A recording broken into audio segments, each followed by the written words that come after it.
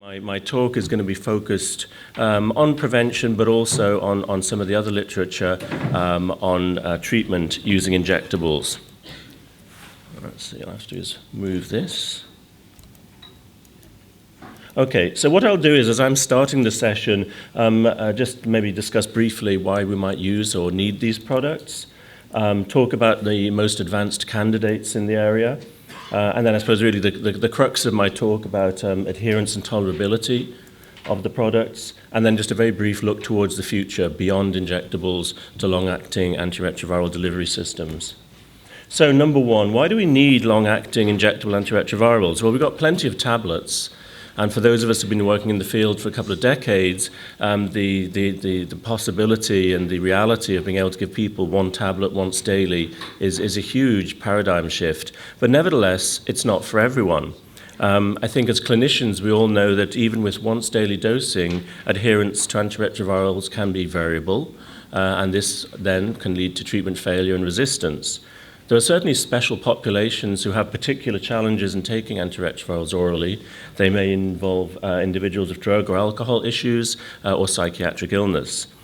Something we don't talk about a huge amount, but is a very, very significant issue, is stigma around treatment. And one of our challenges in rolling out prevention in Africa has been the stigmatization of taking antiretrovirals. This is a big issue. And as you'll see a little later in my talk, just consumer preference. A lot of people don't like taking tablets. They don't like being reminded that they have a chronic illness. And for them, the idea of an injectable intervention could be very significant. So, will people actually use injectables? Will they want them? Well, here's some data from Catherine Mayer's, a New York population of young MSM. They were asked about long-acting injectable PrEP. And as you can see, in terms of willingness, the majority felt they would be willing. And preference for route of administration was very clearly for an injectable. So that's encouraging. These are some data from women enrolled in the VOICE study, a very large study we did in Africa looking at topical and oral antiretroviral prevention. And they were asked as part of a qualitative behavioral acceptability component of the study about preferences for formulations. And once again, we see this very significant signal that they would like injectables or implants or perhaps a ring. To some extent, this may be influenced by the use of depot as a form of contraception with familiarity with injections. So what about uses for LA antiretrovirals? Well, I think you're probably all here because you're interested in the potential for using them to treat patients. I'm perhaps here because I'm interested in prevention.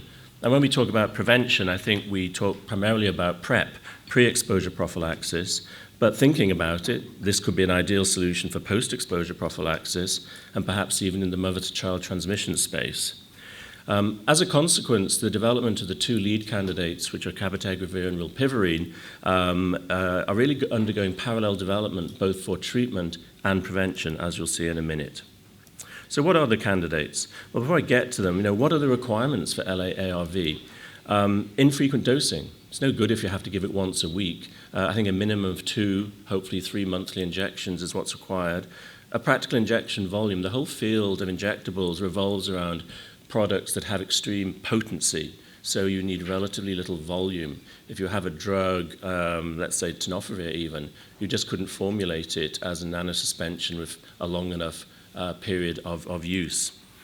Stable formulation, ideally without a cold chain requirement, very important for sub-Saharan Africa. So in that regard, then, we really have 3 candidates, rilpivirine, an NNRTI, cabotegravir, an integrase inhibitor. The new kid on the block, which is getting a lot of people's attention, is EFDA. Not much data yet, but a lot of promise. And then there are other more experimental injectables you, in theory, could give, but they're not really in the clinical pipeline significantly. So I think many of you are familiar with rilpivirine, licensed as Adherence, 25 mg for treatment indication. It's now been formulated at 300 milligrams per mil as a nanosuspension. And through the phase 1 and phase 2 programs has undergone a lot of evaluation of a significant dose range, 300 to 1200 once daily, as a single dose and as Q8 dosing. So what about the trials? Well, I'll come back to LATE-2. This is really the most important trial, I think, for the treatment indication of long-acting injectables. This is a combination of rilpivirine and cabotegravir. But in the prevention space, there's been 3 main studies, which I'll discuss, 2 phase 1s and 1 phase 2. The St. Thomas's study, conducted in London, was really one of the first studies, HIV-negative volunteers, dose ranging, dose escalation, men and women, and was a PK and to some extent a PD study written up by Akil Jackson.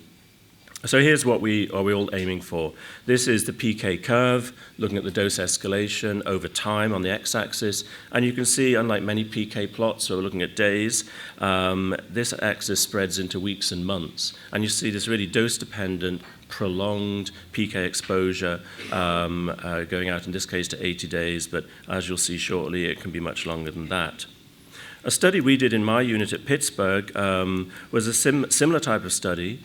We had two doses, 600 and 1,200 mg of rilpivirine, but we did extensive PK and PD sampling, not just plasma, but also rectal tissue, cervical tissue, vaginal tissue. And these great patients who came in were prepared to have these assays conducted every month for up to 6 months. So we had an extremely detailed opportunity to look at the PK profile. One of the things we do a lot in my lab is something called the explant challenge assay. This is where you take tissue from individuals exposed to drug, you add virus, stir, and incubate for 2 weeks, and you see if you have viral inhibition.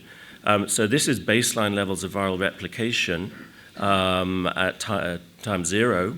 You give the drug, and then you see this very profound suppression of viral replication, and then over time it increases. This is a very nasty mouse. In contrast, in cervical tissue, there was no such effect, which is actually quite interesting.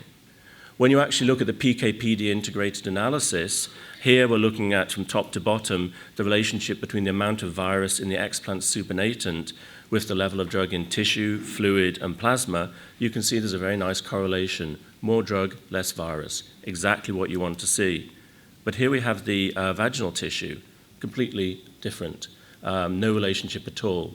And I won't go into more detail, but essentially this is because in this model you need 10-fold more drug to suppress, but also the delivery of the drug was probably 2 or 3-fold less in the genital compartment compared to rectal. So a big question this raised was, well, would women be protected if they used this drug because of this? And that's quite an interesting question. Another thing I just wanted to share with you was because of the design of our study, we moved from single dose to multiple dose. We had a hiatus in the middle for various reasons, which allowed us to, if you will, recycle 7 of the patients who'd received a single dose of rilpivirine. And what we demonstrated at the baseline of the multiple dose phase, 100% of the individuals who we rolled over had drug levels that were measurable. And this was 541 days after the first injection, which gives a whole new meaning to, I think, PK tail. Moreover, if we looked at plasma, endocervical fluid, and vaginal fluid, you can see the levels of detection here. And I just remind you that the protein-adjusted IC90 for this drug is about 12 nanograms per mil. So whether or not these are significant, these are worrisome, I'll leave to Dr. Karitskas in his talk, because this is actually emerging as a very significant public health area of, let's just say, concerns too strong, but something we need to think about, this tail. 076 moved rilpivirine into women in the United States, South Africa, and Zimbabwe. It was a fixed dose, 1,200. This is close to accrual, follow-ups ongoing, and we'll hear about this probably next year. So then we come on to cabotegravir. I think you all know it's an analog of dolutegravir, highly protein-bound. This formulation, a little less concentrated, 200. I think it's fair to say that dosing is in evolution. I think there's been a few surprises along the pathway, and so what's emerging is perhaps a separate dose for PrEP compared to treatment. The cabotegravir trials, again, we have the LATE-2 study, but then we have a series of phase 1, phase 2 studies, and indeed moving now to phase 3, potentially. So the ECLAIR study, so this is a PrEP study, uninfected participants, cabotegravir or placebo. A feature of this field now is the need in studies to have an oral run-in, and then the injectable, and then sometimes management to the PK tail. The oral run-in is around safety issues, safety concerns. Once you inject someone, you can't take the drug out, so you have to be cognizant of safety issues. And the tail, in 083, as you'll see in a minute, people are now going to put participants on Truvada for a year after completing injectables. 077 is a phase 2A study, low-risk men and women in Brazil, US, Malawi, and South Africa.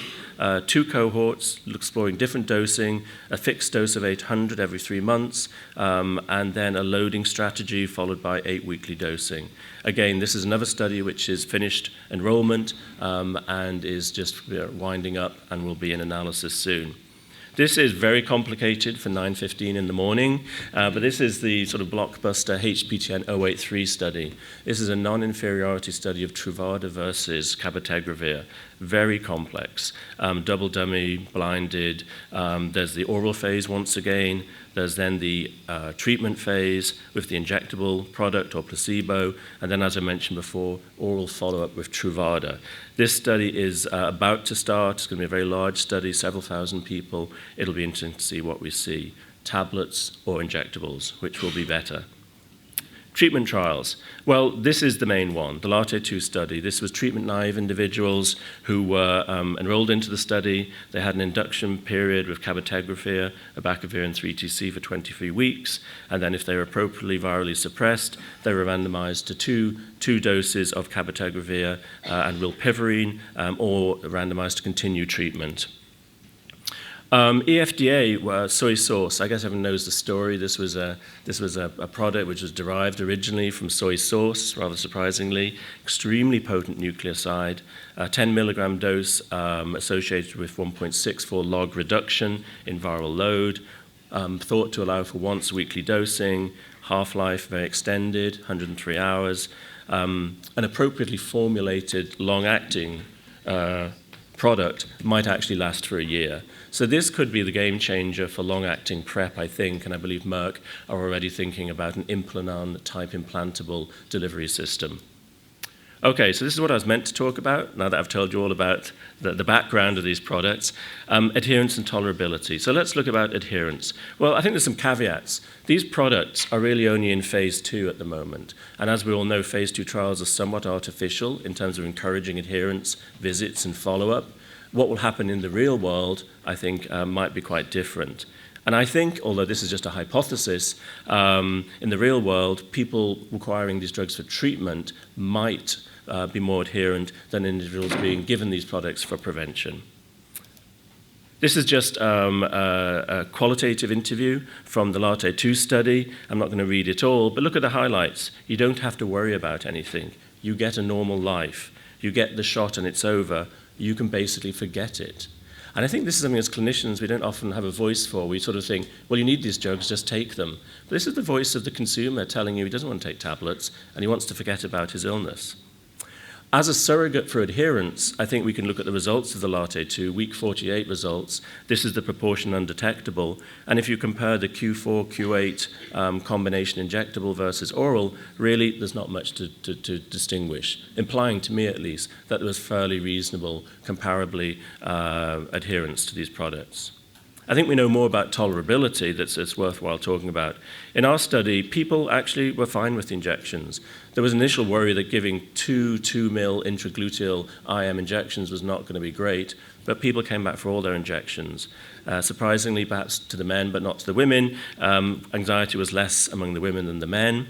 And barriers to uptake, cost, side effects, long-acting side effects, but fear of needles was not a major concern. These are some data David Margolis presented from the LATE-2 study, asking a couple of questions. Now, this is a treatment group. How satisfied are you with your current treatment on the left? Orange is, I'm very satisfied. And as you can see, I think it's fair to say, if anything, there was a trend to less satisfaction with tablets. And again, how satisfied would you be to continue with your present form of treatment? Again, have a look there. Oral CAB seems to be not doing as well as the 2 injectable strategies. I think, if we're honest, the big, not safety, but the big acceptability issue for injectables is injection site reaction. This is almost ubiquitous. We're not a surprise. You give someone a 2 mil injection, it'd be a bit surprising if they didn't feel something. And this is capturing ISR at day 1, when they had both injections, and tracking through the 48 weeks. And what you see is it's very common. It's usually grade 1 or 2. For cabotegravir, it lasts about 5 days. Rilpivirine, it's about, for some reason, more like 2 to 3 days. But it didn't seem to translate to less acceptability, but it's there and you will experience it. This gets to the crux of the question I suppose I was asked to talk about.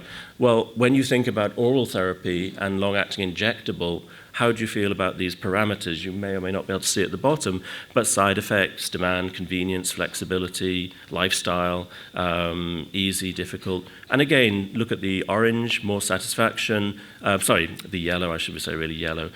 Orange is less satisfaction. I think you can see that in general, people are really pretty satisfied with the injectable strategy. The Eclair study acceptability data, here's some more quotes.